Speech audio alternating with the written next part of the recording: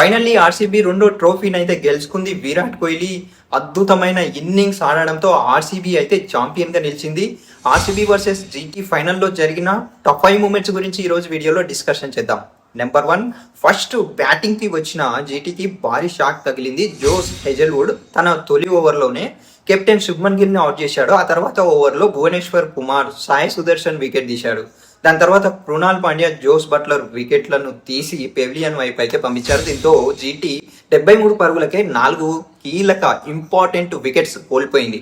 Number 2, ఆ క్లిష్ట సమయంలో వాషింగ్టన్ సుందర్ అర్ధశతకంతో జట్టునైతే ఆదుకునే ప్రయత్నం చేశాడు. అయితే ఆర్సీబీ బౌలర్లు అద్భుతంగా వేశారు. రషీద్ దార్ 3 వికెట్లు తీయగా హెజల్వుడ్ మరియు భువనేశ్వర్ కుమార్ చెరో 2 వికెట్లు అయితే తీసుకున్నారు. దీని ఫలితంగా జీటీ 155 పరుగులకే ఆల్అౌట్ అయిపోయింది. ఇక నెక్స్ట్ నెంబర్ 3, 156 పరుగుల లక్ష్యంతో బరిలోకి దిగిన ఆర్సీబీకి వెంకటేష్ అయ్యర్ అయితే మెరుపు ఆరంభం ఇచ్చాడు. తొలి ఓవర్లో రబాడాకు 18 పరుగులు బాదాడు. అనంతరం విరాట్ కోహ్లీ కూడా అదే బౌలర్పై 19 పరుగులు రాబట్టి ఒత్తిడిని అయితే పూర్తిగా జీటీ పైకి నెట్టేశాడు.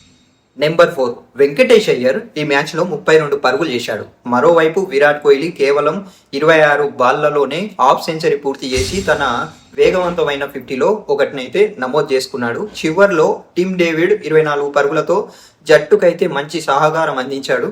నెక్స్ట్ నెంబర్ 5, రషీద్ ఖాన్ ఒకే ఓవర్లో రజత్ పాటిదార్, కృణాల్ పాండ్యాల వికెట్లు తీసి మ్యాచ్ని అయితే ఆసక్తికరంగా మార్చాడు. కానీ మరో ఎండ్లో విరాట్ కోహ్లీ ఒంటరి పోరాటం కొనసాగించాడు.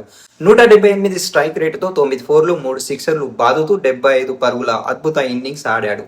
చివరకు ఆర్సీబీని విజయ తీరాలకు చేర్చి ఫైనల్ని గెలిపించాడు. అయితే దీని గురించి మీరేమనుకుంటున్నారో కింద కామెంట్ చేసి చెప్పండి.